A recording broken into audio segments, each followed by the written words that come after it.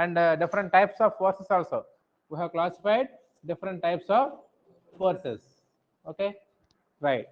So stress means it is nothing but is the resistance offered by the body or the material against the loads per unit area. So that I have explained in the last class.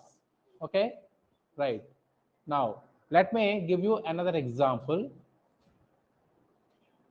So you might have seen the movie Rudramadevi or Bahubali or that Balakrishna movie. What is that? Shatakarni. So there అక్కడ ఏమవుతుందంటే ఈ శత్రువులందరూ కోట మీద దాడి చేస్తారు, అంతేనా? దాడి చేసినప్పుడు ఏం చేస్తారు? ఆ తలుపులను బద్దలు కొడతాను ట్రై చేస్తూ ఉంటారు. ఎలా బద్దలు కొడతారు? పెద్ద పెద్ద వుడెన్ లాగ్స్ తీసుకొని దాంతో బలంగా ఫోర్స్ అప్లై చేస్తూ ఉంటారు తలుపు పైన. am I right or not? Okay, so let me explain the phenomena here. You just keep quiet. నేను అడిగితేనే చెప్పండి. ఓకే, సో ఆ ఫినామినా నేను మీకు ఎక్స్ప్లెయిన్ చేస్తాను. ఒకసారి ఇక్కడ చూడండి. సో ఈ రకంగా ఒక తలుపు ఉంది. So this is the door. దీనిపైన వాళ్ళు దీన్ని బ్రేక్ చేద్దాం చూస్తారు. At least they are trying to open it or break it. Okay, so for that purpose they use some wooden logs to apply force on it so that the force is applied like this. So let us assume that this is the load or external force. Now what happens inside the room, inside the fort or on the other side of the door? The people who are there on the other side will try to resist this force. Am I right or not? So they prevent the door from opening.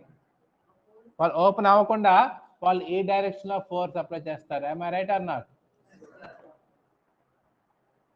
So బయట నుంచి force ఈ రకంగా వీళ్ళు apply చేస్తూ ఉంటే శత్రువులు లోపల నుంచి కోటలో ఉన్న వాళ్ళు ఈ రకమైన ఫోర్స్ అప్లై చేస్తూ ఉంటారు. So if you treat the force which is applied from the outside as load, now this is the resistance offered by the people inside. Now if the resistance offered by the people inside is expressed in terms of per unit area, if it is expressed per unit area, then that is nothing but stress. Now say for example, if the resistance here, the resistance is being offered and the area, ఈ తలుపు area ఎంత కొద్ది ఉంటుంది కదా. see తలుపు area ఎంత కొద్ది ఉంటుంది, this area. so this area is known as the resisting area. Force అనేది ఈ ఏరియా పైన అప్లై అవుతుంది ఇటుపక్క నుంచి, రెసిస్టెన్స్ అనేది ఈ ఏరియా పైన అప్లై అవుతుంది, అంటే రెండు ఒకటే యాక్చువల్గా. So this is the area which is resisting the load. So that's why that area is called as resisting area. So the force or the resistance per unit area is called as stress. We know that the resisting force is equal to the load applied. ఇక్కడ చూడండి, ఈ door ఎప్పుడు open అవుతుంది? ఈ లోపల నుంచి వీళ్ళు apply చేసే రెసిస్టెన్స్ కంట బయట నుంచి అప్లై చేసే లోడ్ ఎక్కువైతేనే అది ఓపెన్ అవుతుంది, otherwise it will not open. Okay, so here we assume that the resistance is equal to the load. So that's why the stress is defined like this. Stress is equal to load is represented by the letter P and the resisting area. So this is the definition of stress which we have discussed in the last class. Okay, right. Now we shall classify these stresses. So based on the classification of forces, the stresses also can be classified into different categories. అవి అంటే చూద్దాం.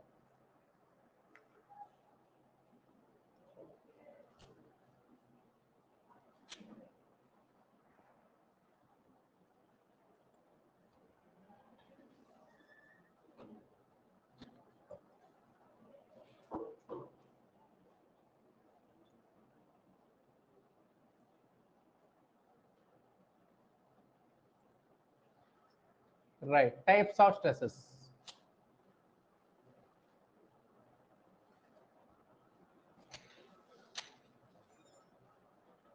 So based on the forces, we know that according to the effect produced, the forces can be classified into three types: axial forces, shear forces, and bending forces. Very good. See, for example, if the force is applied axially like this, the force is applied axially like this. Why it is called as axial force? Because this force is applied along its axis. If this is the axis, this is the axis of the force is applied along the axis. That's why this is called as axial force. Now, what is the effect of this force?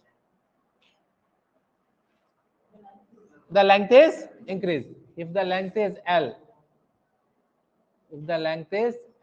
then this length will be increased.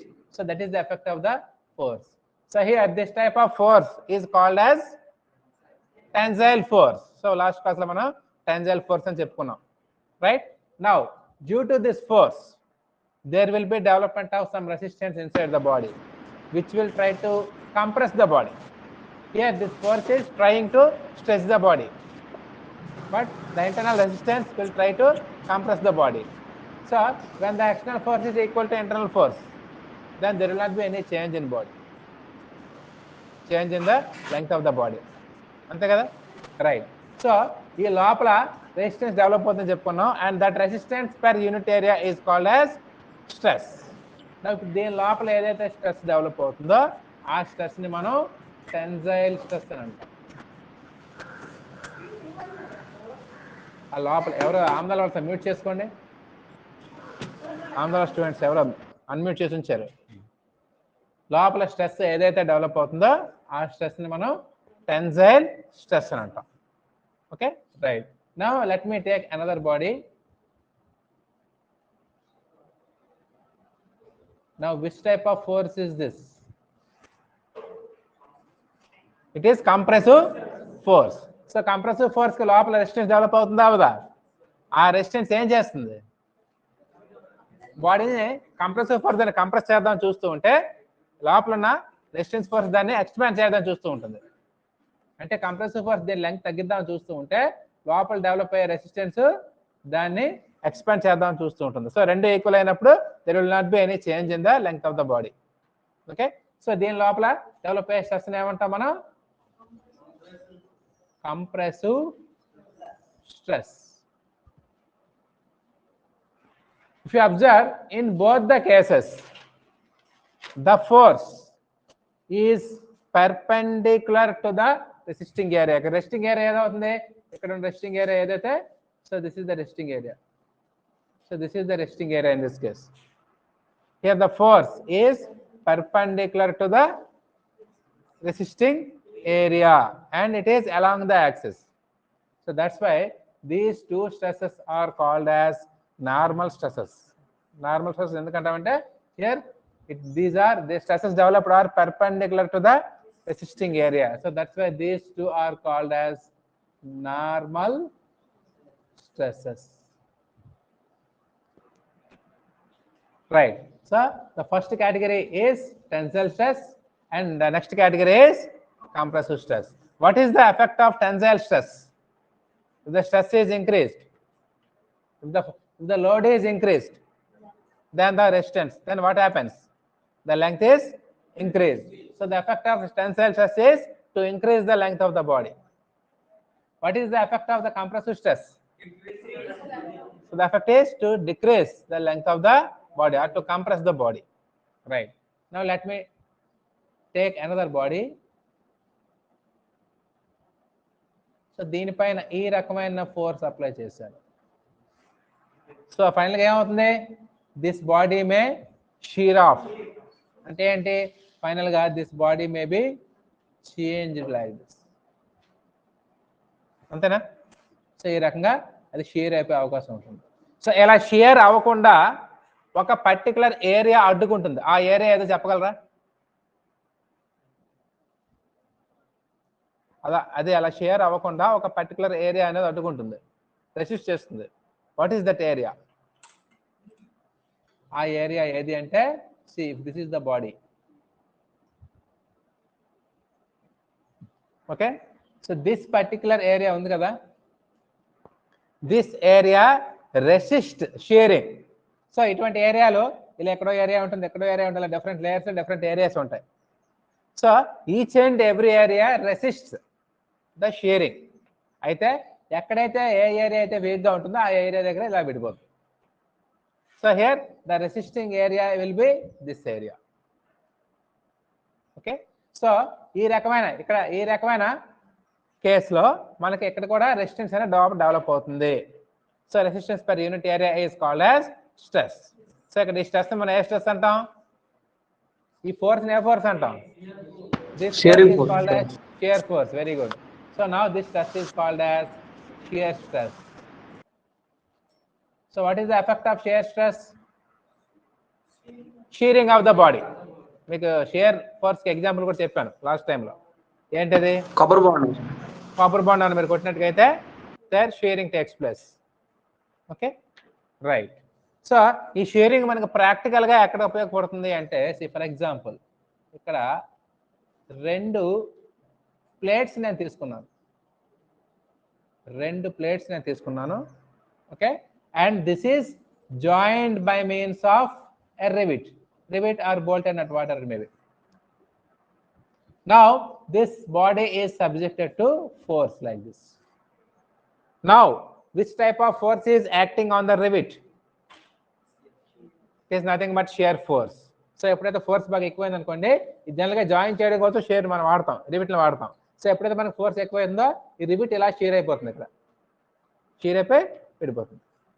So ఇక్కడ rivet పైన ఉండే ఫోర్స్ని మనం share force అంటాం. అందులో develop అయ్యే స్ట్రెస్ని shear stress అని చెప్పుకుంటాం.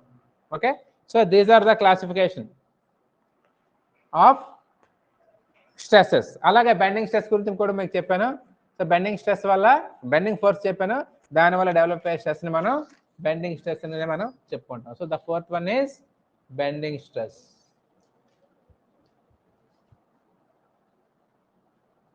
ఓకే, జస్ట్ నోట్ చేసుకోండి ఇవన్నీ. మీరు డెఫినేషన్ టెన్సైల్ స్ట్రెస్ ఫార్ములా ఏంటనేది ఏం చేస్తారు? Tensile load by area. Shear స్ట్రెస్కి shear load by shear area. Compressive స్ట్రెస్కి కంప్రెసివ్ లోడ్ బై ఏరియా, అంతే, simple. So these are the definitions for these stresses. Note చేసుకోండి. Area or area of cross section.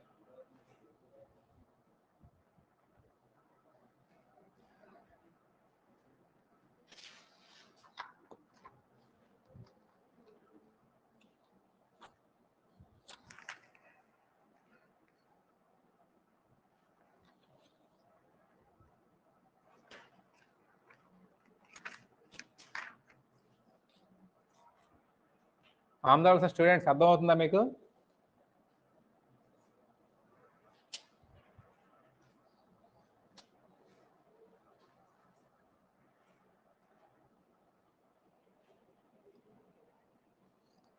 Right, త్వరగా note చేసుకోవాలి.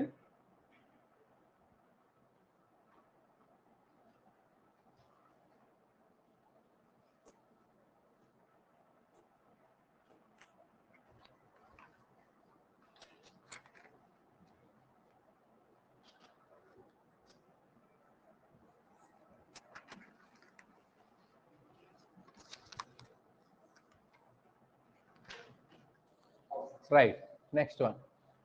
So stress గురించి మనం తెలుసుకున్నాం. ఇప్పుడు మరొక కొత్త టర్మ్ గురించి మీకు పరిచయం చేస్తాను, that is strain.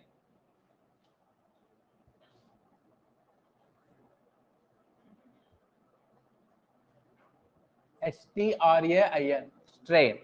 So what is this strain? Strain అంటే ఏంటి? మీకు పగలంతా ఫుల్గా క్లాసులు పెట్టాం, 9:30 to 4:30 క్లాసులు చెప్పేశారు. చెప్పేశాక 4:30కి మరోసారి వచ్చి మీకు ఇప్పుడు ఎక్స్ట్రా క్లాస్ పెడతాను అంటే how do you feel? Boring is different. మీరు ఆల్రెడీ చాలా సిన్సియర్గా వినేశారు 9:30 to 4:30. ఓకే, సో మీరు అప్పటికే బాగా స్ట్రెయిన్ అయిపోయారు. సో మీకు మళ్ళీ 4:30కి ఎక్స్ట్రా క్లాస్ పెడదామంటే you will not be able to receive it. Sir బాగా స్ట్రెయిన్ అయిపోయాను సార్ ఇప్పటికే, మీరు చెప్పినా మాకేం అర్థం కాదు ఇప్పుడు అంటారు, అంతేనా? సో పగలంతా నలిపిస్తాం, మళ్ళీ బాగా స్ట్రెయిన్ అయిపోయారు. So that is strain. Coming on to the engineering strain in engineering bodies. The deformation occurs when a body is subjected to loads. What do you mean by the word deformation?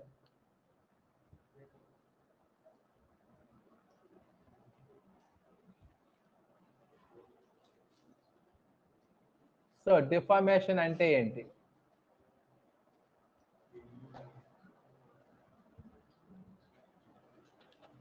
What do you mean by the word deformation? When a body is subjected to some load, it deforms. Deforms ante change in shape. Deforms means change in shape.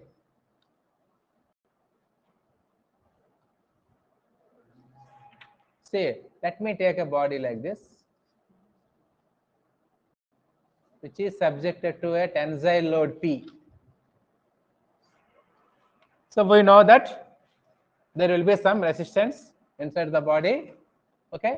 And if the applied force is more than the resistance, then what happens? There will be some deformation in the body. There will be deformation in the body. So here deformation means it is nothing but change in dimension. Change in dimensions. Here the dimension is length. So when a body is subjected to a tensile force, its length increases. ఎప్పుడైతే length increase అయిందో body deform అయిందని చెప్తాం. Not only length, it may be any dimension. See, if you observe, if this is a circular body, then the diameter reduces. When a body is subjected to tensile load, when a circular rod, a cylindrical rod is subjected to tensile force, ఎప్పుడైతే length increase అయిందో obvious గా దాని diameter తగ్గిపోతుంది. కావాలంటే మీరు చూడండి, ఒక rubber band తీసుకోండి, రబ్బర్ బ్యాండ్ తీసుకుని స్ట్రెచ్ చేయండి, లెంగ్త్ ఇంక్రీజ్ అవుతుందా? అవుతుంది. దాని డయామీటర్ అప్పుడు అబ్జర్వ్ చేయండి, ఏమవుతుంది? డయామీటర్ తగ్గిపోతుంది. లెంగ్త్ ఇంక్రీజ్ అయితే డయామీటర్ తగ్గిపోతుంది. సో దాన్ని మనం లాటరల్ స్ట్రెయిన్ తర్వాత చెప్తాం దాని గురించి. సో అలా డైమెన్షన్స్ అనేవి వేరే అవుతాయి, దాన్ని మనం డిఫార్మేషన్ అంటాం. So here when a body is subjected to some force, there will be some deformation in the direction of force. The deformation will be in the direction of force only, right? Now let us assume that the initial length of the body is L and this is the final length. This is the final length. ఇదంతా కొంత ఉంటుందండి. Wow, now what is the change in length? ఎంత change అయ్యింది చెప్పండి. This much is the change in length. This much is the increase in length or change in length. So let us assume that this is represented by delta L. Let the change in length be delta L. The same can be applied to a compressive force also. When, say for example, when you apply compressive force on a body, దీనిపైన మీరు ఈ రకంగా compressive force apply చేశారు అనుకోండి. Now the effect of the compressive force is to reduce the length of the body. అంతేనా? To reduce the length of the body. If it is L, then the change in length will be this much. Here the change in length is reduction in length. Here in the first case the change in length is increase in length. Okay, whatever it may be, they are commonly called as change in length. If the change in length is represented by delta L, see, let us write the terminology. Delta L is the change in length and L is the initial length or original length. Now if you express this change in length per unit length, that means if you divide this change in length by the original length, then you will get a quantity called as strain. So the strain can be defined as it is the ratio of change in length to the original length. ఒక diameter గురించి చెప్పామనుకోండి, change in diameter to the original diameter. ఒకవేళ breadth చెప్పామనుకోండి, change in breadth to the original breadth. So ఇంకా simple గా చెప్పాలంటే change in dimension to the original dimension. So that is called as strain. So strain can be defined as ఈ కేసులో అయితే change in length by original length. If the force is tensile force, then it is increase in length by original length. If the force is compressive force, then it is decrease in length by original length. So common ga change in length by original length అనేసాం. So this is strain. దీన్ని మనం axial strain అని కూడా అనొచ్చు because the force is axial in this case. But the formula is common.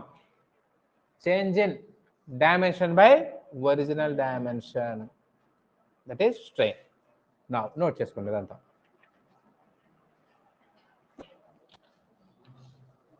There will be another strain that is called as shear strain. So shear strain మనం shear force గురించి చెప్పుకున్నాం కదా, so మనకి shear strain అనేది కూడా ఉంటుంది ఒకటి, అదేంటో చూద్దాం. Now can you tell me what are the units for strain? Stress కి మన యూనిట్స్ చెప్పుకున్నాం. It is newtons per square millimeters or newtons per square meters. Strain కి యూనిట్స్ ఏంటి? Can anybody tell me?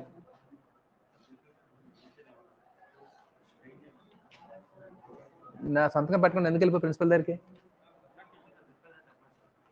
Wait చేయి. Tell me, ఏంటి అడిగాను? What are the units for strain? చెప్పండి. జనరల్గా ఫార్ములాని బట్టి యూనిట్స్ చెప్పవచ్చు. చేంజ్ ఇన్ లెంగ్త్ యూనిట్స్ ఏముంటాయి?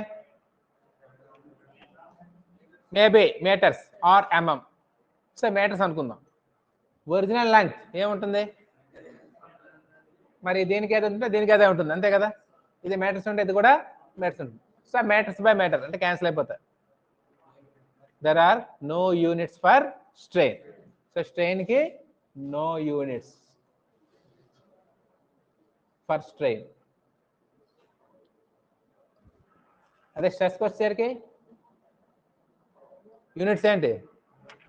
Newton's per square metre or newtons per square mm. ఈ న్యూటన్స్ పర్ స్క్వేర్ మీటర్స్ మనం పాస్కల్స్ అని కూడా అంటాం. న్యూటన్స్ పర్ స్క్వేర్ మీటర్ నే పాస్కల్ అని కూడా అంటాం. సో 100 పాస్కల్స్ అయితే, సారీ 1000 పాస్కల్స్ అయితే 1 కిలో పాస్కల్. 1000 కిలో పాస్కల్స్ అయితే 1 మెగా పాస్కల్. అది కూడా రాసుకోండి. 1000 పాస్కల్స్ అయితే that is 1 kilo pascal. Pressure కూడా సేమ్ యూనిట్స్ ఉంటాయి, గుర్తుంచుకోండి. ప్రెజర్కి స్ట్రెస్కి మీకు తేడా చెప్పాను. ప్రెజర్ అంటే external force by area, stress అంటే internal force by area, that's all. So 1000 kilo pascals is equal to 1 megapascal. Right.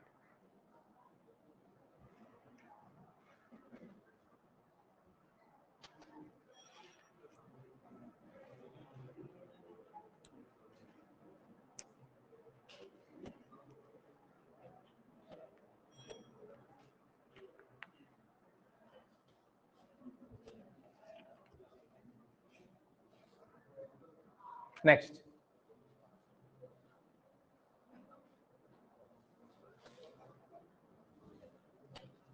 Shear strain గురించి డిస్కస్ చేద్దాం. సో షియర్ స్ట్రెయిన్ గురించి మనం మాట్లాడేటప్పుడు బాడీ ఈ రకంగా ఉంది. ఓకే, సో దీనిపైన ఫోర్స్ అనేది ఈ రకంగా అప్లై అవుతుంది, అంతేనా? సో ఫోర్స్ అప్లై అయినప్పుడు బాడీ ఎలా డిఫార్మ్ అవుతుంది? First of all the body will be deformed in this way. First of all ఇలా కొంచెం బెండ్ అవుతుంది, అంటే ఈ ఎడ్జ్ ఇలా వస్తుంది. ఒక్క నిమిషం, సరిగ్గా రాలేదు. This edge will be like this and this edge will be like this, ఇలా వస్తుంది, అంతేనా? ఇలా డిఫార్మ్ అవుతుంది. అది ఇంకా ఫోర్స్ పెరుగుతూ ఉంటే ఇలా డిఫార్మ్ అయిపోయి ఫైనల్గా ఇక్కడ షీర్ అయిపోతుంది. అంతేనా? Right. Now in this case this is the change in length. Change in length ఇక్కడ మనం ఎలా చూపిస్తామంటే this is represented by the word x, change in length. And if the length or if this is the height, this is represented by y.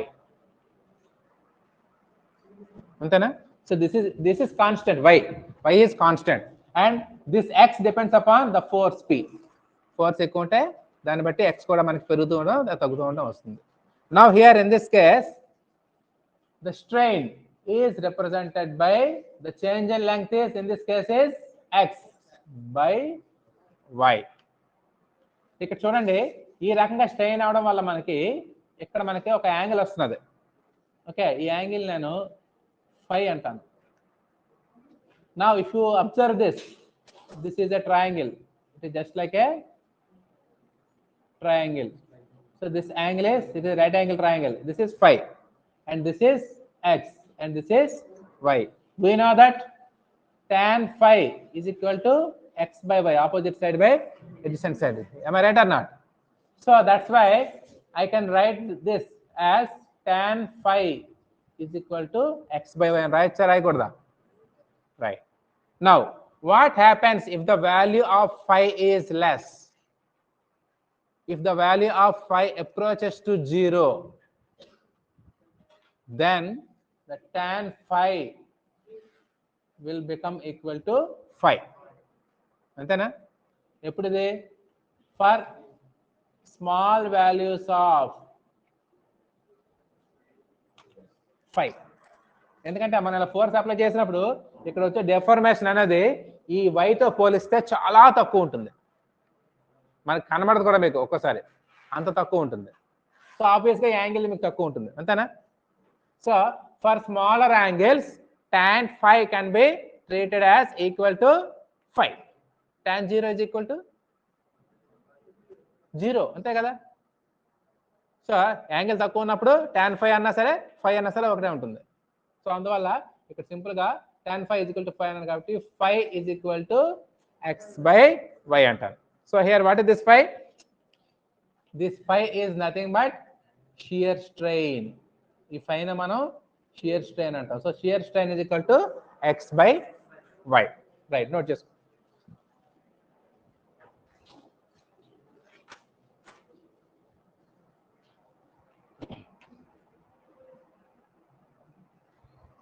And all these presentations will be uploaded automatically in your app under study material section. మీరు యాప్ని study చేశారా? సరే, టీచ్మెంట్ యాప్ని ఎవరైనా study చేశారా? మీరు class వినకపోయినా సరే మళ్ళీ యాప్లో చూసుకోవచ్చు. మీ అందరూ టీచ్మెంట్ యాప్లో ఉన్నట్టుకైతే, ఆ క్లాస్కి రిజిస్టర్ అయినట్టుకైతే. అండ్ ఆల్సో పీపుల్ మీకు కూడా. And this class recording also will be there under the recordings tab after the class. Right. The next one is, note chesara ade,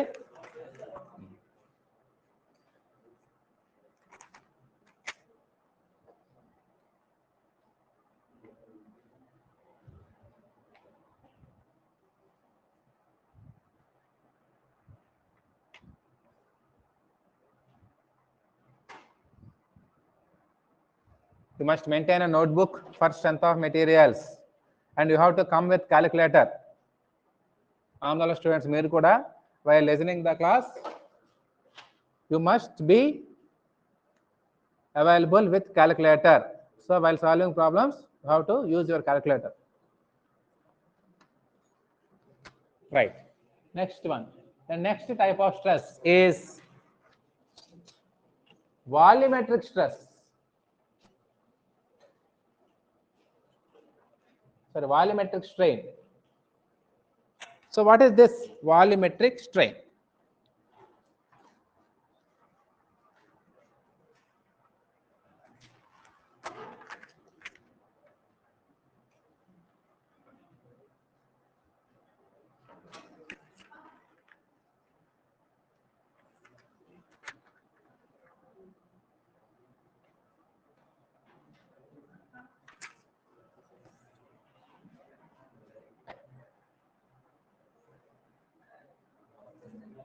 see, let me take a cube. ఒక cube ని తీసుకున్నాను, Cape white. ఒక cube ఈ రకంగా తీసుకున్నాను. Let us assume that this cube is subjected to 3 mutually perpendicular forces. So ఇది ఒక force.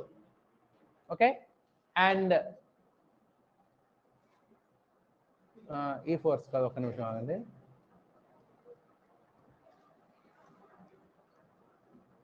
So it is subjected to 3 mutually perpendicular compressive forces, say P1. అలాగే P2.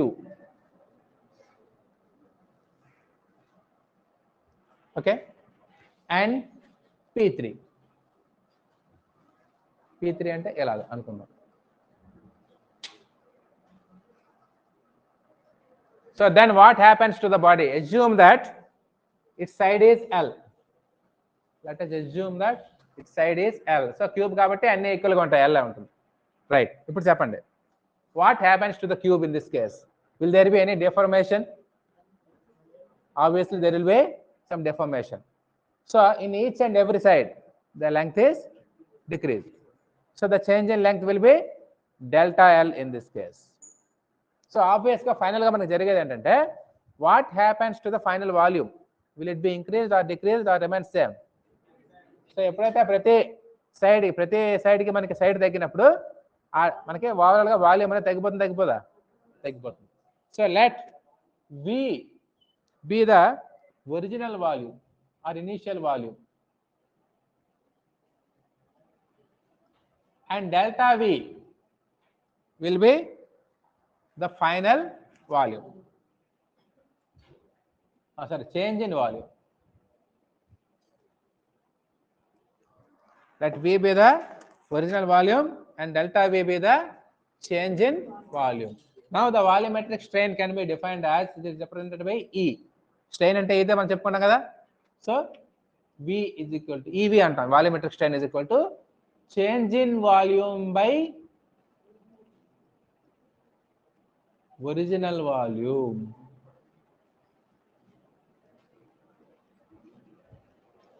Change in volume by original volume. So delta V by V.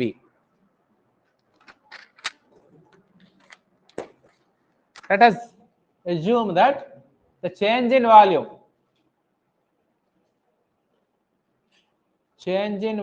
is equal to, so దానికన్నా ముందు original volume ఎంత చెప్పండి. Original volume ఎంత? Length L, దాని side L, volume ఎంత అవుతుంది? L cube అవుతుంది. So original volume is L cube. So ఇలా ఫోర్స్ అప్లై చేయడం వల్ల ఒక్కొక్క డైరెక్షన్ లో మనకి డెల్టా L అనేది తగ్గింది, అంతేనా? సో ఫైనల్ వాల్యూమ్ అప్పుడు ఏమవుతుంది?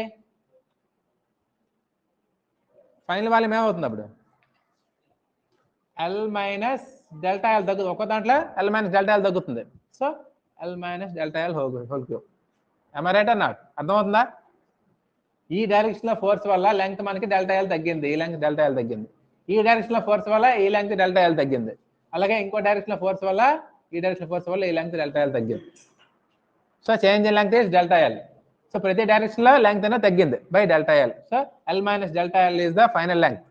సో హోల్ క్యూబ్ చేస్తే మనకి ఫైనల్ వాల్యూమ్ వస్తుంది. Okay, now change in volume ఎలా వస్తుంది? Initial volume minus final volume.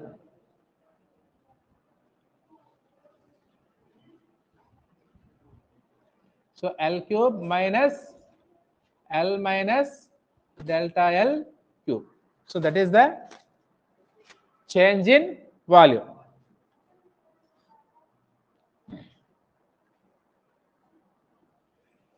Right. So మనకి strain ఎలా వస్తుంది ఇప్పుడు?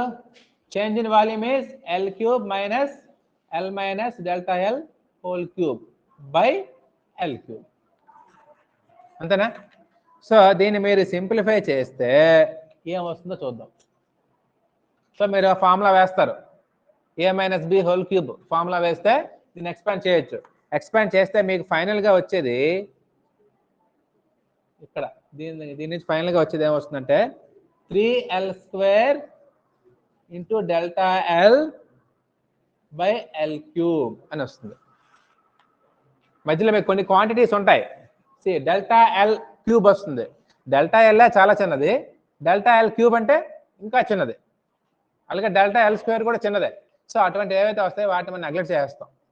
నెగ్లెక్ట్ చేస్తే రిమైనింగ్ మనకి మిగిలేది ఇది మిగులుతుంది. ఓకే, సో ఇక్కడ ఎల్ క్యూబ్ ఎల్ స్క్వేర్ ఇక్కడ పోతుంది. సో మనకి ఫైనల్గా మిగిలేది 3 into delta L by L. So this delta L by L is nothing but ordinary strain, అంతేనా? It is nothing but ordinary strain. So దీని ఎలా రాస్తానంటే 3 into E. So finally volumetric strain EV is equal to 3 into normal linear strain అంటాం దీన్ని మనం. Okay, so this is an important. You may get a question, show that the volumetric strain is 3 times the linear strain అన్నాడు అనుకోండి, then you have to do this derivation. You can expect an essay question also. Show that the volumetric strain is 3 times the linear strain అంటే అర్థమైందా? ఇది ఏమైనా doubt ఉందా? ఇది పూర్తిగా మీరు ఎక్స్పాన్షన్ చేయక్కర్లేదు, జస్ట్ దీని నుంచి ఏమవుతుందో గుర్తుంచుకోండి. ఎక్స్పాన్షన్ మీరు తర్వాత చేసుకుంటే మంచిదే. a minus b whole square whole cube a minus b whole to the power of 3 మనం వేస్తే దాన్ని ఫార్ములా ప్రకారం వేస్తే మీకు ఫైనల్గా వచ్చేది అదే. అందులో చిన్న చిన్న క్వాంటిటీస్ ఏమైనా ఉంటే దాన్ని నెగ్లెక్ట్ చేస్తాం, జీరో కింద తీసుకుంటాం.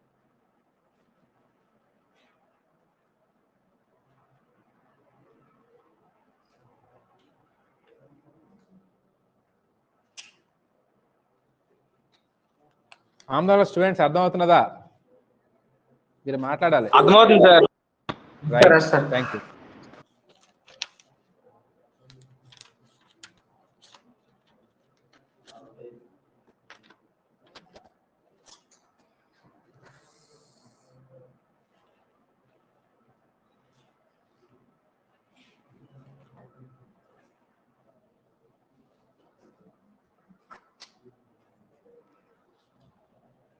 So this is all about stress and strain.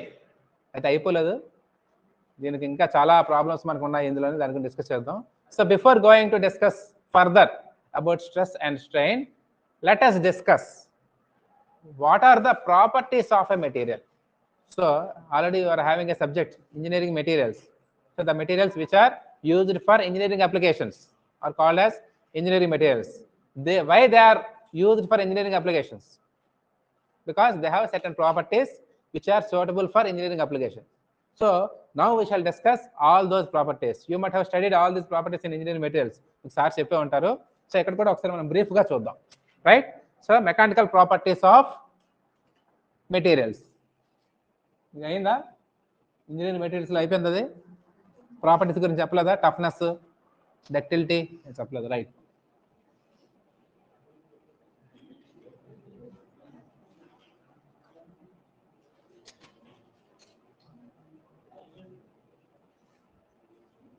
mechanical properties.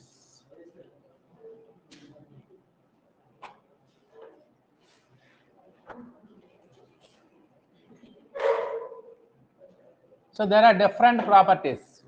Number of properties are there. Out of all those things, there are certain properties which are important for us. So let us see all those properties. The first one is strength. You may get a question. List out any 4 or any 6 mechanical properties. Then you have to simply write the names. That's all. And sometimes you may be asked to explain any 2 properties. So the first property is strength. What is the strength? Strength ante enti మనం already first class లో చెప్పుకున్నాం. It is the capacity of a body or a material to resist external loads. Strength is nothing but it is the capacity of a material to resist external load. ఒక body మనం ఒక material తీసుకున్న దానిపైన load apply చేసినప్పుడు ఆ లోడ్ని తట్టుకోగలిగితే, అది break అవ్వకుండా తట్టుకోగలిగితే, then we will say that the body is having good strength. So it is the capacity to resist loads, that is called as strength. మన స్ట్రెంత్ ఆఫ్ మెటీరియల్ అనే subject దాని చుట్టూనే తిరుగుతూ ఉంటుంది, ఆ వర్డ్ చుట్టూనే. Next property is modulus of elasticity.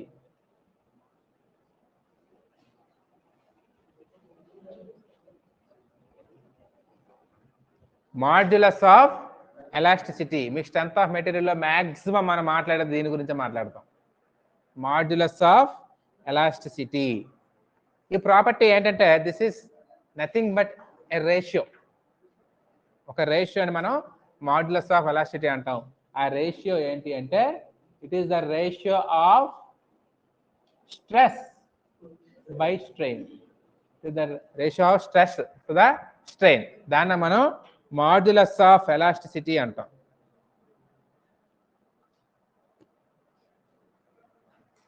So ఒక బాడీకి స్ట్రెంత్ ఎక్కువ ఉండాలి అని మనకు తెలుసు. మాడ్యులస్ ఆఫ్ ఎలాస్టిసిటీ ఎక్కువ ఉండాలా తక్కువ ఉండాలా? The modulus of elasticity must be high. ఏదైనా ఒక మెటీరియల్కి మాడ్యులస్ ఆఫ్ ఎలాస్టిసిటీ అనేది ఎక్కువ ఉంటే మంచిది. సో దేన్ని చూపిస్తుంది అంటే ఒక బాడీకి మాడ్యులస్ ఆఫ్ ఎలాస్టిసిటీ ఎక్కువ ఉంది అంటే దాని అర్థం ఏంటంటే ఆ బాడీకి స్టిఫ్నెస్ ఎక్కువ ఉంది. దాని what stiffness? It is the deflection per unit load. Deflection per unit load. Deflection అంటే బాడీ డిఫ్లెక్ట్ చేంజ్ అవ్వడం, దాని షేప్ కానీ డ్యామేజ్ కానీ చేంజ్ అవ్వడం, అంటే ఉన్న ప్లేస్ నుంచి డిఫ్లెక్ట్ అయిపోవడం అది. So deflection per unit load తక్కువ ఉంటుంది. ఏ బాడీకి అయితే మనకి హై స్టిఫ్నెస్, స్టిఫ్నెస్ అంటే డిఫ్లెక్షన్ పర్ లోడ్ అంటున్నాం. ఏ బాడీకి అయితే డిఫ్లెక్షన్ బాగా తక్కువ ఉంటుందో దాన్ని బాగా స్టిఫ్ అంటాం. Okay. So modulus of elasticity ఎక్కువ ఉన్నప్పుడు ఈ డిఫ్లెక్షన్ పర్ లోడ్ అనేది బాగా తక్కువ ఉంటుంది. అంటే తక్కువ డిఫ్లెక్షన్ పర్ యూనిట్ లోడ్ అనేది బాగా తక్కువ ఉంటుంది. సో దాన్ని మనం మాడ్యులస్ ఆఫ్ ఎలాస్టిసిటీ అంటాం. So there will be minimum deflection under load for the materials having high modulus of elasticity. మనకి డిఫ్లెక్షన్ అంటే బాగా, డిఫ్లెక్షన్ అంటే మరేం లేదు. ఫర్ ఎగ్జాంపుల్ ఇలాగ ఒక బాడీ ఉంది. సే ఒక చెట్టు, మీరు చెట్టు కొమ్మలు ఉంటాయి కదా, చెట్టు కొమ్మ మీద మీరు ఎక్కి నిల్చున్నారు అనుకోండి, ఏమవుతుంది? ఇలా కిందకి వంగుతున్నాం కదా, ఆ వంగడాన్ని డిఫ్లెక్షన్ అంటాం. సో డిఫ్లెక్షన్ ఎక్కువ ఉండాలి తక్కువ ఉండాలా? మన బాడీస్కి తక్కువ ఉండాలి. ఎందుకంటే డిఫ్లెక్షన్ ఎక్కువ ఉంటే విరిగిపోయే అవకాశాలు ఎక్కువ ఉంటాయి. సో మనం ఒక లోడ్ అప్లై చేసినప్పుడు ఆ లోడ్ దగ్గర డిఫ్లెక్షన్ తక్కువ ఉండాలి. అదే ఆ మెటీరియల్ బట్టి ఉంటుంది. సో మాడ్యులస్ ఆఫ్ ఎలాస్టిసిటీ ఎక్కువ ఉన్నప్పుడు డిఫ్లెక్షన్ అనేది ఆబ్వియస్గా తక్కువ ఉంటుంది. So that is the importance of modulus of elasticity. Next the third one, ductility.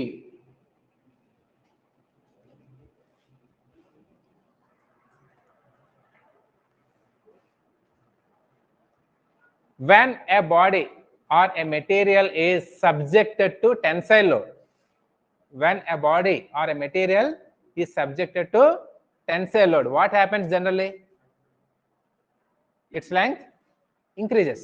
Tensile load apply చేసినప్పుడు length increase అవుతుంది. అలా ఎంతవరకు ఇంక్రీజ్ అవుతుంది?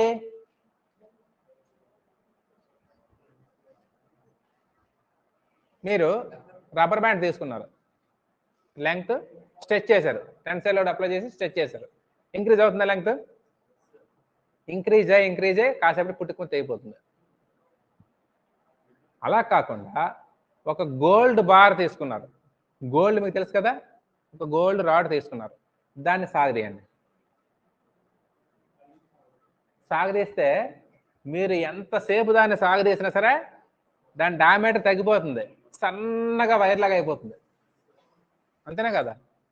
గోల్డ్ అనేది సన్నగా వైర్ లాగా అయిపోతుంది. దాని అర్థం ఏంటి అంటే దానికి డక్టిలిటీ అనేది చాలా ఎక్కువ ఉంటుంది. డక్టిలిటీ అనేది చాలా ఎక్కువ ఉంది. Then what is this ductility? It is the ability of a material to deform under tensile load.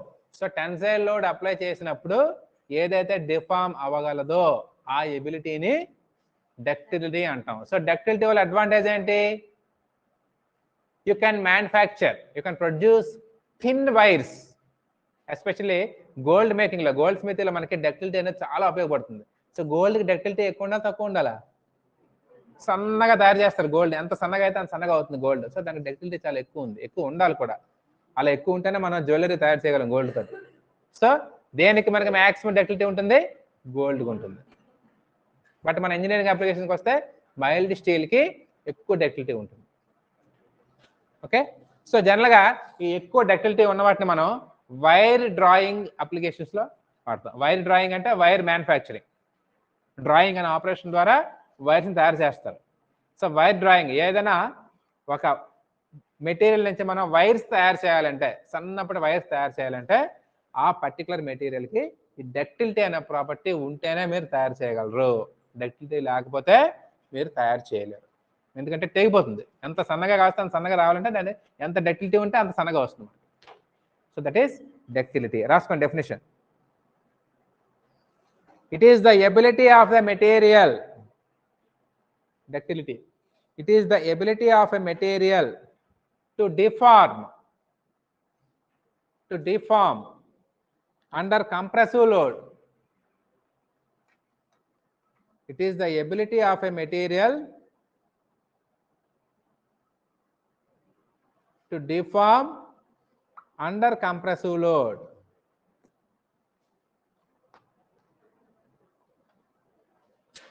Sorry, to deform under tensile load, not compressive.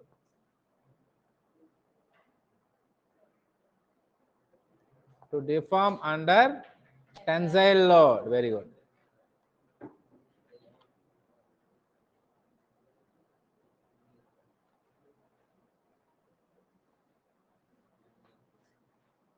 Right. Generally ఎక్కడ వాడతాం దీన్ని? This property facilitates, రాసుకోండి, this property facilitates wire drawing operations. Wire drawing operations. Ductility. Right. This property facilitates, or this property is useful in wire drawing operations.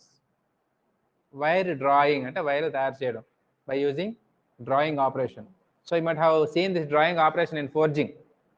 Forging లో drawing అనే operation చదివారా? First year workshop టెక్నాలజీలో.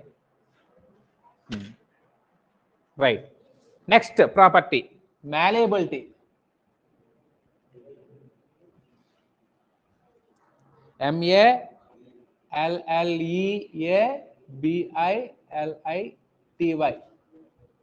Malleability. So this is just opposite to your ductility. So what is this malleability? So ductility లో మనం ఏ load కింద deform అవుతుందని చెప్పుకున్నాం? Tensile load కింద.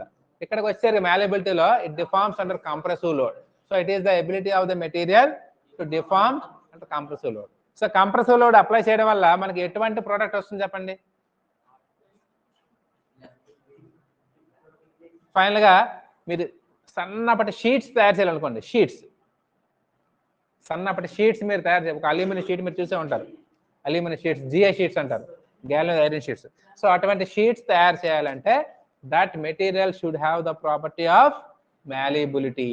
So malleability is the property of a material to deform under compressive load.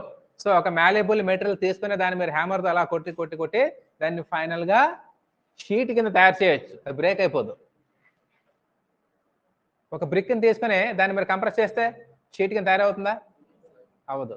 అదే ఒక malleable material తీసుకుని దాన్ని మీరు కంప్రెస్ చేస్తే ఖచ్చితంగా షీట్ కింద తయారవుతుంది. ఓకే, రాసుకోండి definition. It is the ability of material. It is the ability of material to deform under compressive load. Under compressive load.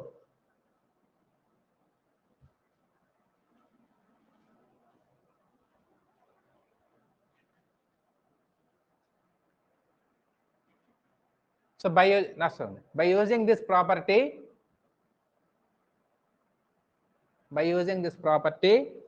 thin sheets can be made. Thin sheets can be made.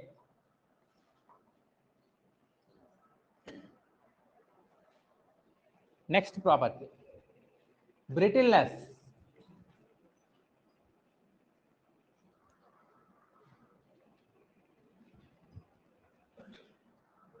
BRITTLENESS.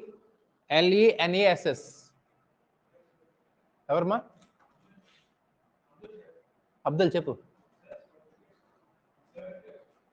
Wait చేయి, class అవుతుంది కదా, అక్కడ ఉండు, వస్తా. Brittleness.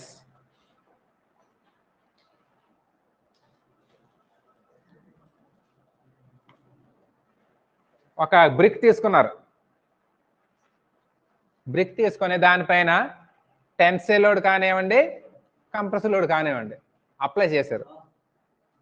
Will it deform? Will it deform? అందులో ఏమైనా deformation వస్తుందా?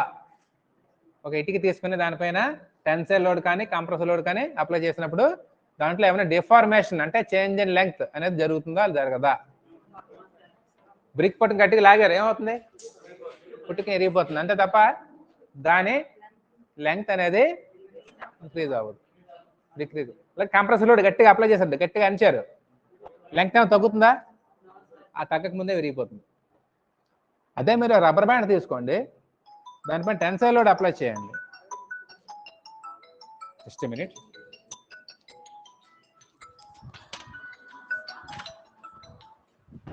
Hello sir, good morning sir.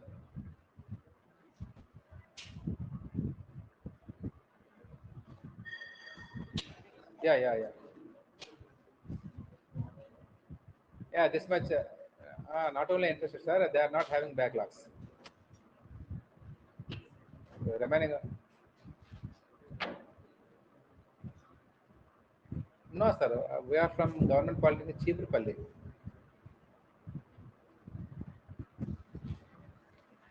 Yeah, both are different, sir. Both are under the government management only, and that is located in Visakhapatnam, and this is located in Chipurpalli.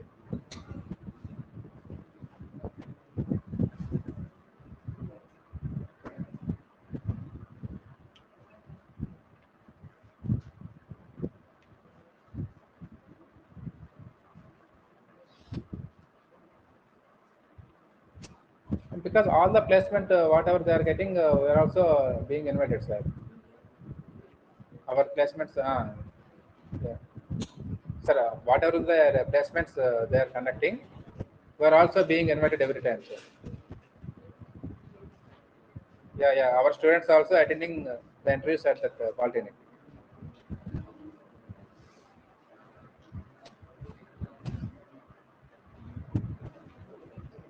Okay, sir.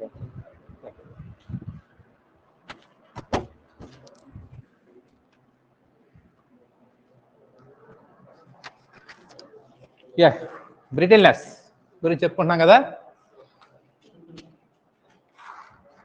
అదే rubber band తీసుకొని దానిపైన మనం tensile load apply చేస్తే అది తెగిపోయే ముందే length increase అవుతుంది, తర్వాత అయిపోతుంది.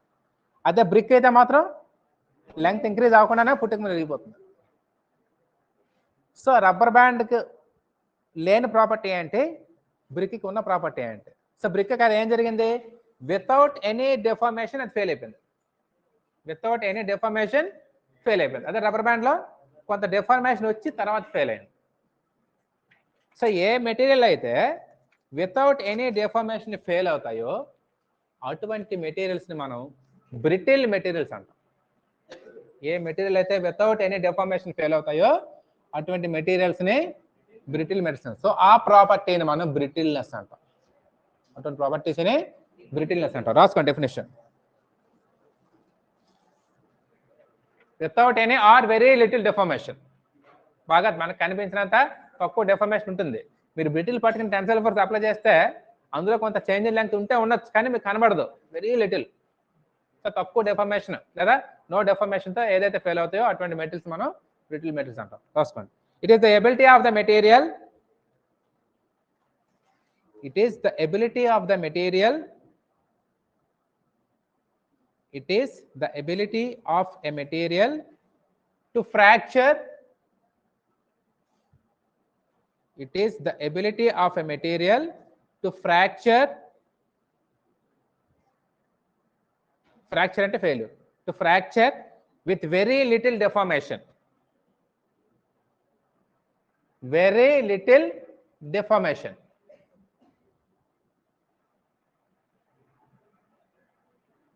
full stop. Next, brittle materials have low percentage of elongation.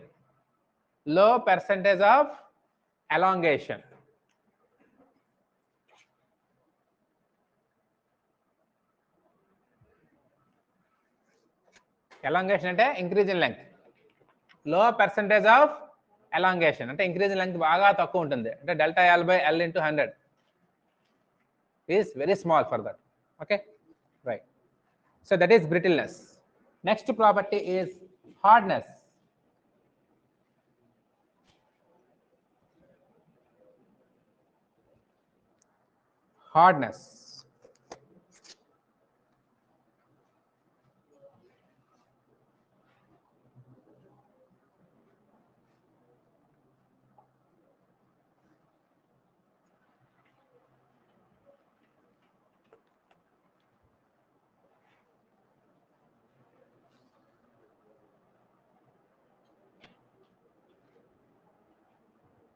మీరు సేమ్ అదే బ్రిక్ని తీసుకున్నారు.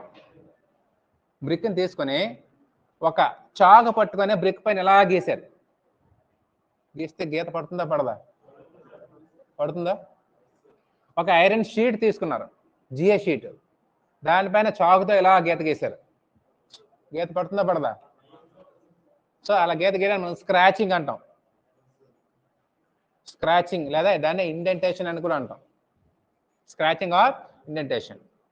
అలా కాకుండా ఒక మెటీరియల్ ఉంది, సే డైమండ్ ఉంది, డైమండ్ తీసుకొని మీరు దానిపైన అదే మెటీరియల్తో గీత గీయండి. దానిపైన గీత పడుతుందా? So you cannot scratch diamond, but you can scratch a GA sheet. What is the difference between these two? Diamonds cannot be scratched. You cannot make any scratches on the diamond because it is hard. It is hard. Diamond is the hardest material. So the material which cannot be scratched or indented, such materials are called as hard material. So ఆ ప్రాపర్టీని మనం hardness అని అంటాం. రాసుకోండి definition.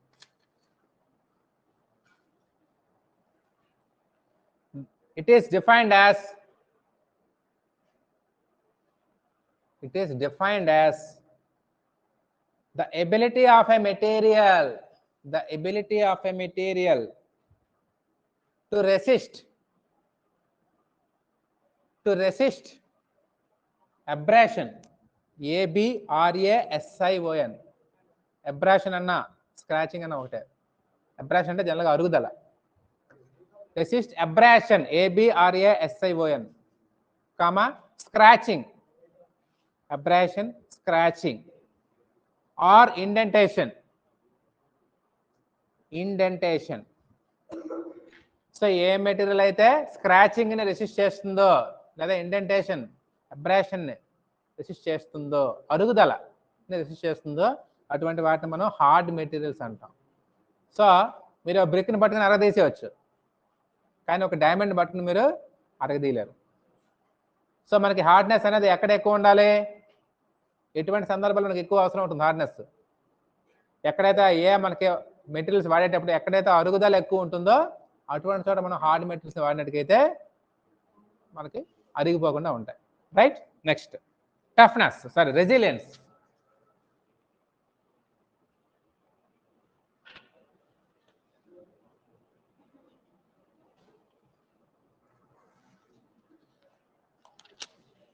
Resilience, resilience. Resilience. What is this resilience?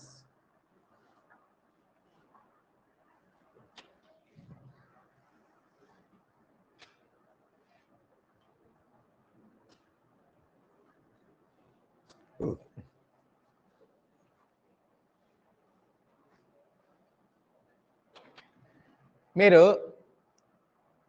ఎంతో కొంత height నుంచి ఈ బెంచ్ పైకి దూకారు. మీరు కూర్చున్న బెంచ్ ఉంది కదా, దానిపై దూకారు అనుకోండి. సో ఆ లోడ్ని ఏమంటాం? Sudden load or impact load అంటాం. సో అలా దూకినప్పుడు బెంచ్కి ఏమైనా అయిందా? అవుతుందా అవదా? అవ్వచ్చు, అవ్వకపోవచ్చు. సో జనరల్గా ఇంపాక్ట్ లోడ్ వల్ల త్వరగా విరిగిపోతాయి. ఒకవేళ అలా గెంతినప్పుడు మీరు కూర్చున్న బెంచ్కి ఏమీ అవ్వలేదు అనుకోండి, ఏమీ అవ్వలేదు. అవ్వకపోతే మీరు అప్లై చేసిన ఫోర్స్ అంతా ఎక్కడికి వెళ్ళిపోయింది, ఆర్ మీరు అప్లై చేసిన ఎనర్జీ అంతా ఎక్కడికి వెళ్ళిపోయింది? So that energy is absorbed by the material. That energy is absorbed by the material. am I right or not? So ఏ మెటీరియల్కి అయితే అలా ఎనర్జీని అబ్జార్బ్ చేసుకునే గుణం ఉంటుందో ఆ మెటీరియల్ని రెసిలియంట్ మెటీరియల్స్ అని అంటాం. ఎనర్జీని అబ్జార్బ్ చేసుకునే లేదా స్టోర్ చేసుకునే గుణం ఉంటుంది, దాన్ని మనం రెసిలియంట్ మెటీరియల్ అంటాం. ఒక స్ప్రింగ్ తీసుకున్నారు, గట్టిగా కంప్రెస్ చేశారు, మీరు ఎనర్జీ అప్లై చేశారా? జస్ట్ సెకండ్ గట్టి సార్ సార్ చెప్పండి సార్. సార్ చెప్పండి రమేష్ కుమార్. హలో,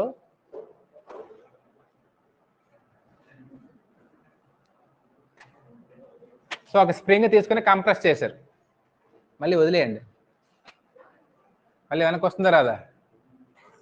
మీరు అదే ఒక నిమిషం sir. Ramesh Kumar sir. Sir బాగున్నా సార్, నేను క్లాస్లో ఉన్నా సార్.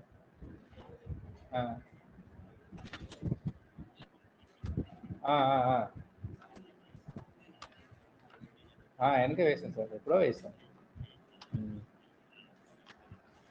ఓకే సార్, మళ్ళీ మాట్లాడుతున్నట్టే. సో స్ప్రింగ్ని మీరు కంప్రెస్ చేసేటప్పుడు దాని లెంగ్త్ తగ్గుతుంది కదా. సో కంప్రెస్ చేయడం కోసం మీరు ఫోర్స్ అప్లై చేస్తున్నారు, బాగానే ఉంది. మళ్ళీ తీసేగానే మళ్ళీ వెనక్కి వచ్చేస్తున్నది. ఎలా వెనక్కి వస్తుంది? మళ్ళీ దాన్ని వెనక్కి పట్టుకు లాగారా? మరి ఎలా వెనక్కి వచ్చింది? దాని ఫోర్స్ ఎక్కడి నుంచి వచ్చింది? సో మరి కంప్రెస్ చేసేటప్పుడు మీరు ఏదైతే ఎనర్జీని దానికి ఇస్తున్నారో that energy is absorbed by the spring, and when you release it by using that absorbed energy it is coming back to it's original shape, original line. So you can say that the spring is having good amount of resilience. So energy ni store cheskune gunam undi before deformation. Raskon resilience definition: the ability of a material to store energy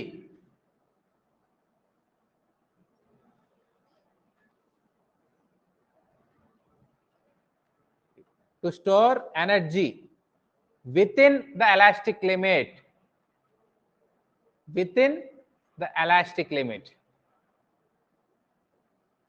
is called resilience. To store energy within the elastic limit is called resilience. What is this elastic limit? Where విన్నారు ఎప్పుడైనా? అంటే elastic limit మరే ఏం లేదు, మీరు load apply చేసినప్పుడు stress పెరుగుతుంది కదా. సో అలా లోడ్ అప్లై చేసినప్పుడు డెఫార్మేషన్ కూడా ఉంటుంది.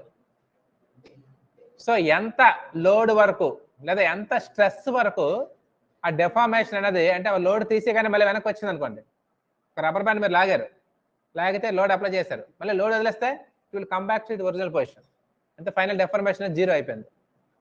సో అలా ఎంత లోడ్ వరకు అయితే మీరు స్ట్రెచ్ చేశాక మళ్ళీ లోడ్ వదిలేస్తే దాన్ని ఒరిజినల్ షేప్ వచ్చేస్తుందో ఆ లోడ్ మనం ఎలాస్టిక్ లోడ్ అంటాం. అక్కడ ఏదైతే స్ట్రెస్ ఉంటుందో దాన్ని ఎలాస్టిక్ లిమిట్ అంటాం. సో ఈ రెసిలియన్స్ మనం డిఫైన్ చేసేటప్పుడు మనం బాడీ పైన లోడ్ అప్లై చేస్తున్నాం, లోడ్ అప్లై చేస్తే ఆ లోడ్ని అబ్జర్వ్ చేసుకుని చెప్పుకుంటున్నాం. లోడ్ ఎంతవరకు అప్లై చేస్తామంటే that is up to elastic limit only you are applying the load. ఈ ఎలాస్టిక్ లిమిట్ గురించి మీకు డీటెయిల్గా నెక్స్ట్ టాపిక్లో వస్తుంది, స్ట్రెస్ స్ట్రెయిన్ డయాగ్రామ్లో ఇంకా డీటెయిల్గా చెప్తాను.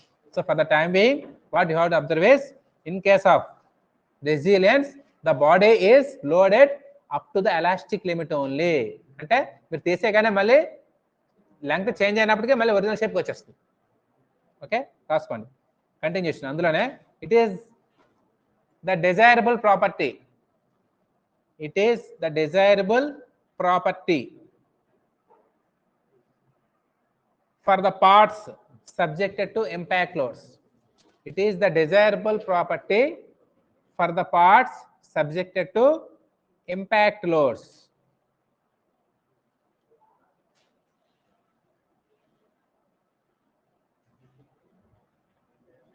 For the parts subjected to impact loads.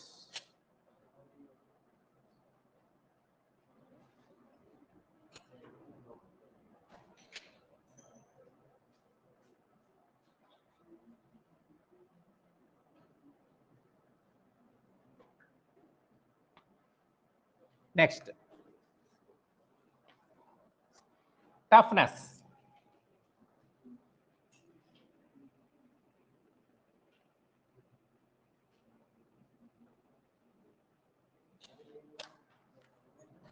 So toughness is also similar property. కాకపోతే అక్కడికి ఇక్కడ తేడా ఏంటంటే రెసిలియన్స్ మనం డిఫైన్ చేసేటప్పుడు we are assuming that the body is loaded up to the elastic limit only. But in case of toughness we are assuming that the body is loaded up to the fracture. Okay, అది elongate అయిపోతూ ఉంటుంది. విరిగిపోవడానికి ముందు వరకు ఎంతైతే load apply చేస్తామో ఆ లోడ్ని observe చేసుకునే ఎబిలిటీనే toughness అంటారు. రాసుకోండి definition. The ability of a material to absorb energy before fracture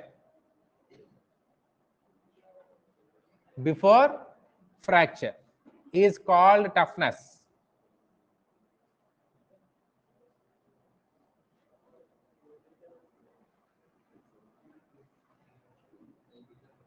The ability of a material to absorb energy before fracture is called as toughness. So ఒక బాడీకి టఫ్నెస్ బాగా ఎక్కువ ఉంది అంటే ఏమవుతుంది, మీరు ఎంత లోడ్ అప్లై చేసినప్పటికీ అది అబ్జర్వ్ చేసుకుంటుంది. కొంచెం డిఫార్మ్ అయితే అవుతుంది, డిఫార్మేషన్ ఉంటే ఉంటుంది కానీ అది ఫెయిల్ అవ్వడం జరగదు. సో అటువంటి మెటీరియల్స్ని మనం టఫ్ మెటీరియల్ అంటాం. ఈ పేపర్ చాలా టఫ్గా ఉందిరా అంటే దాని అర్థం ఏంటి, చాలా కష్టంగా ఉంది, దట్ ఈస్ డిఫరెంట్. బట్ ఇక్కడ టఫ్నెస్ అంటే it is the ability of a material to absorb the energy before fracture. అది ఎంత ఎనర్జీ మీరు ఎంత ఫోర్స్ అప్లై చేసినా అబ్జార్బ్ చేసుకుంటుంది కానీ ఫెయిల్ అవ్వదు, డిఫార్మ్ అయితే అవుతుంది. ఆ డిఫార్మేషన్ పర్మనెంట్ డిఫార్మేషన్ అవ్వచ్చు. అదే టఫ్ రెసిలియన్స్ అనుకోండి, డిఫార్మేషన్ అవుతుంది బట్ లోడ్ తీసేగానే వెనక్కి వచ్చేస్తుంది. But in case of toughness ఆ డిఫార్మేషన్ పర్మనెంట్గా ఉండిపోవచ్చు. సో మనకి టఫ్నెస్ మనకి ఎక్కడ ఉపయోగపడుతుంది, సో ఎక్కడైతే మనకి ఫెయిల్ అవ్వకూడదో, కాంపోనెంట్స్ ఫెయిల్ అవ్వకూడదో అటువంటి కేసెస్లో మనకి డిఫార్మ్ అవ్వచ్చు కానీ ఫెయిల్ అవ్వకూడదు. అటువంటి కేసెస్లో మనకి హై టఫ్నెస్ ఉన్న మెటీరియల్స్ మనం వాడుకోవచ్చు. Right, that is toughness. Next, fatigue strength.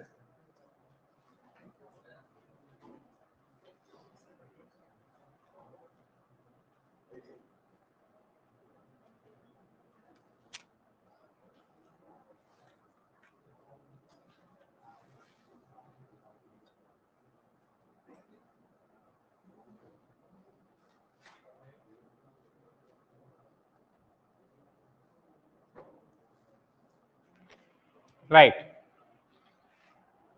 ఒక రాయిని తీసుకున్నారు, బండరాయిని, దానిపైన సుత్తితో బలంగా దెబ్బలు కొడుతున్నారు, వెంటనే విరిగిపోతుందా? సో మీరు ఎప్పుడైతే దెబ్బ వేసారో సుత్తితోటి లోపల దాని స్ట్రెస్ డెవలప్ అవుతుంది, రాయి లోపల. మళ్ళీ మరో దెబ్బ వేశారు, స్ట్రెస్ పెరుగుతుంది, మళ్ళీ మరో దెబ్బ వేశారు, స్ట్రెస్ అలా పెరుగుతూ ఉంటుంది. బట్ ఏదో ఒక టైంలో అది బ్రేక్ అయిపోతుంది. సో మీరు దానిపైన లోడ్ని రిపీటెడ్గా అప్లై చేశారు, సో అప్లై చేసినప్పుడు దాంట్లో ఫ్యాటిగ్ అనేది వస్తుంది, అంతేనే కదా?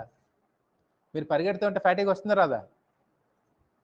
పరిగెడుతూ ఉంటే ఫ్యాటిగ్ వస్తుంది. నేను క్లాస్ చెప్పి అలిసిపోతాను, అంతేనా? మీరు ఫర్ ఎగ్జాంపుల్ కొంత బరువు తీసుకొని నడుస్తున్నారు, కాసేపు అలసిపోతారు, తర్వాత ఏం చేస్తారు? ఆ బరువుని దించేస్తారు. ముందు బరువుని మోయగలిగారు, తర్వాత బరువుని మోయలేపారు. ఎందుకు అలాగా? That is due to fatigue. Escape guide. That is due to fatigue. ముందు మోసింది మీరే, బట్ తర్వాత మోయలేకపోతున్నారు. సో మీలో ఫ్యాటిక్ స్ట్రెంత్ అంత ఉంది. సో ఎవరైతే ఫ్యాటిక్ స్ట్రెంత్ ఎక్కువ ఉంటుందో వాళ్ళు ఎక్కువసేపు మోయగలరు బరువుని. ఫ్యాటిక్ స్ట్రెంత్ తక్కువ ఉన్న వాళ్ళు తక్కువసేపు మోయగలరు. సో మనం లోడ్ చెప్పాను, రిపీటెడ్గా లోడ్ అప్లై చేసినప్పుడు ఆ మెటీరియల్ ఫెయిల్ అవ్వకుండా ఉంది అంటే, ఫెయిల్ అవుతుంది ఎప్పుడు, ఏదో టైంలో ఫెయిల్ అవుతుంది. సో ఎంత ఎక్కువ సేపు అది ఫెయిల్ అవ్వకుండా ఉంటే దానికి అంత ఎక్కువ ఫ్యాటిక్ స్ట్రెంత్ ఉందని చెప్తాం. ఎంత ఎక్కువసేపు అది ఫెయిల్ అవ్వకుండా ఉంది అంటే ఎంత ఎక్కువ స్ట్రెస్ వరకు అది ఫెయిల్ అవ్వకుండా ఉంది అంటే దానికి అంత ఎక్కువ ఫ్యాటిక్ స్ట్రెంత్ ఉందని చెప్తాం. కాదు ఇక్కడ కండిషన్ ఏంటంటే that must be subjected to repeated loads. Repeated loads. So repeated loads or varying loads. ఒకసారి లోడ్ ఎక్కువ పడచ్చు, మీరు సుత్త దెబ్బలేస్తున్నారు, ప్రతిసారి ఒకే లోడ్ పడుతుందా? ఒక్కసారి ఎక్కువ ఉండొచ్చు, తక్కువ ఉండొచ్చు. రాసుకోండి definition. Fatigue strength, the maximum stress,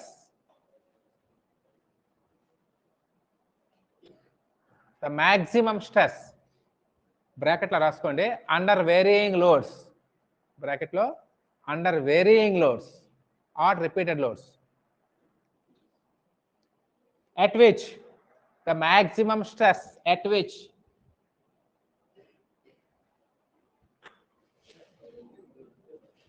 the material will operate, the maximum stress at which the material will operate indefinitely without failure, the maximum stress at which the material will operate indefinitely without failure is known as fatigue strength. Is known as fatigue strength. దీనికి మరో పేరు కూడా ఉంది, that is endurance limit. Endurance limit అని కూడా అంటారు. So మీరు ఫైనల్గా లాస్ట్ దెబ్బ అంటే విరిగిపోవడానికి ముందే వేసే దెబ్బ ఉంటుంది కదా, అంతవరకు దాంట్లో లోపల స్ట్రెస్ ఏదైతే ఉంటుందో దాని యొక్క ఫ్యాటిక్ స్ట్రెంత్.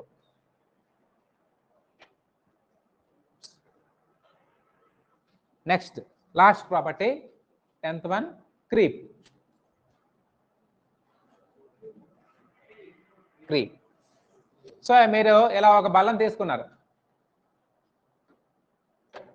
ఇలా ఒక బల్ల, మీరు కూర్చున్న బల్ల అనుకోండి, దీనిపైన ఒక లోడ్ పెట్టారు, అది బెండ్ అవ్వలేదు, ఆ బల్ల మీకు బెండ్ అవ్వలేదు, దాన్ని అలా వదిలేసి వెళ్ళిపోయారు.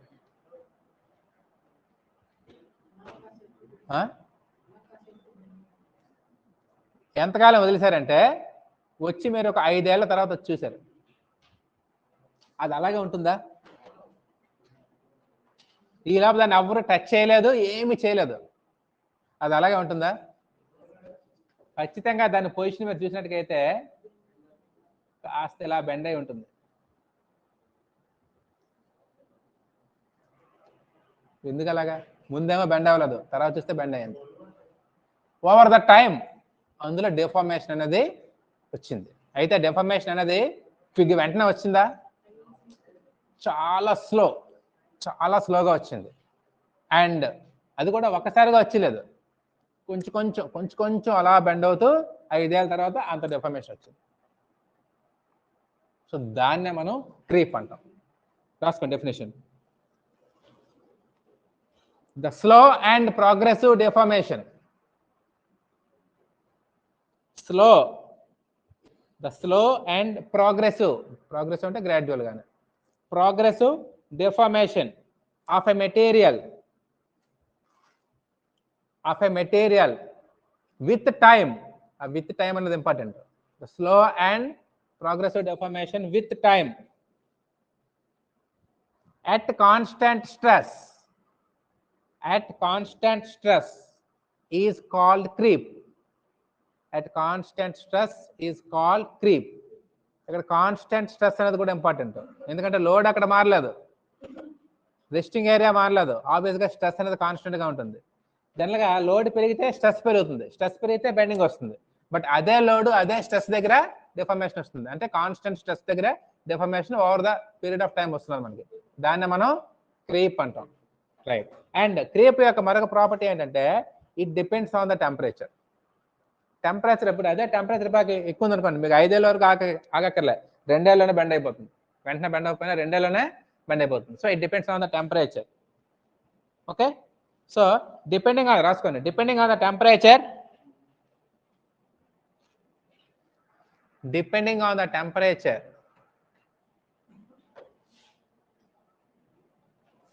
the stresses even below the elastic limit, the stresses even below the elastic limit can cause, the stresses even below the elastic limit can cause some permanent deformation.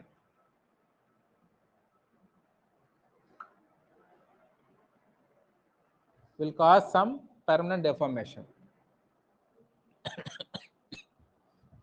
మనం ఏం చెప్పుకున్నాం, స్ట్రెస్ వల్ల డెఫార్మేషన్ వస్తుంది.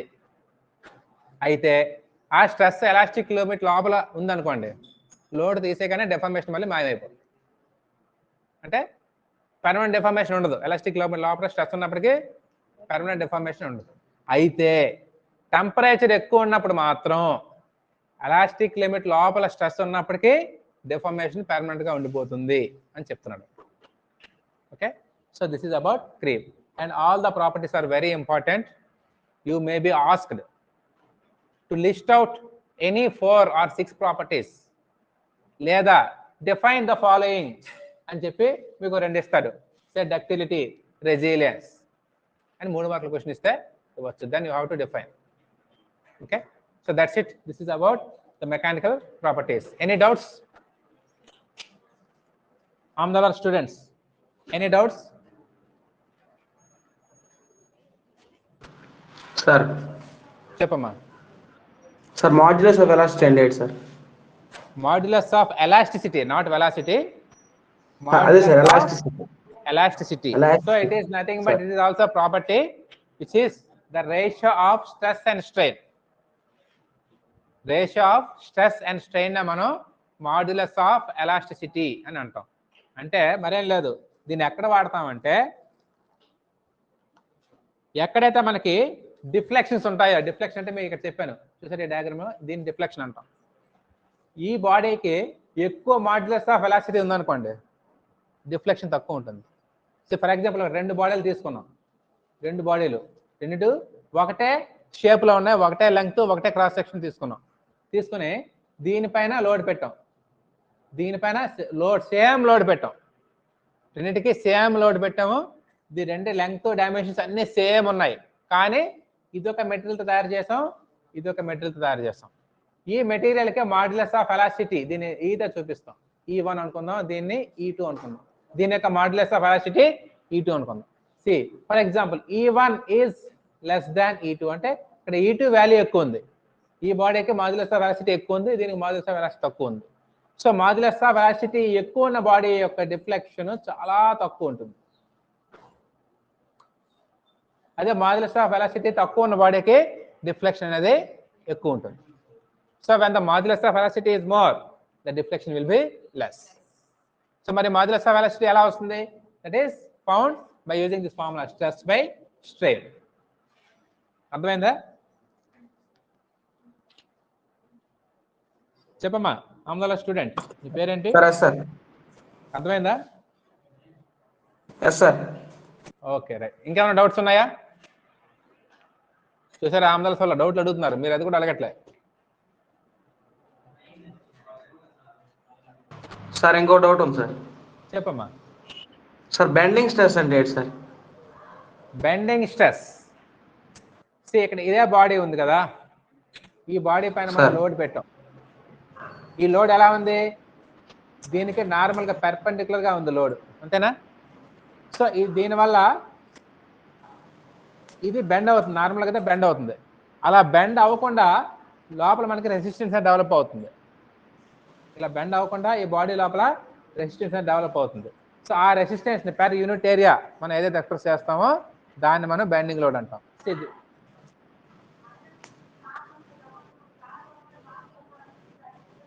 పర్లేదు.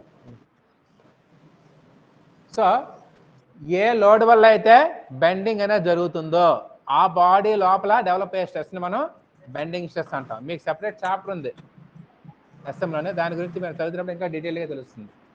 ఈ చాప్టర్లో మన బెండింగ్ స్ట్రెస్ గురించి మనం మాట్లాడడం, ఎందుకంటే సెపరేట్ చాప్టర్ ఉంది. బట్ సింపుల్గా చెప్పాలంటే when a body is subjected to bending loads which causes bending, the stresses developed are bending stresses. These are also linear stresses. Okay? Okay, sir. Right. So doubts and lapate, I will close here. And all these materials will be saved. ఇవన్నీ మనకి మీకు materials లో save అవుతాయి.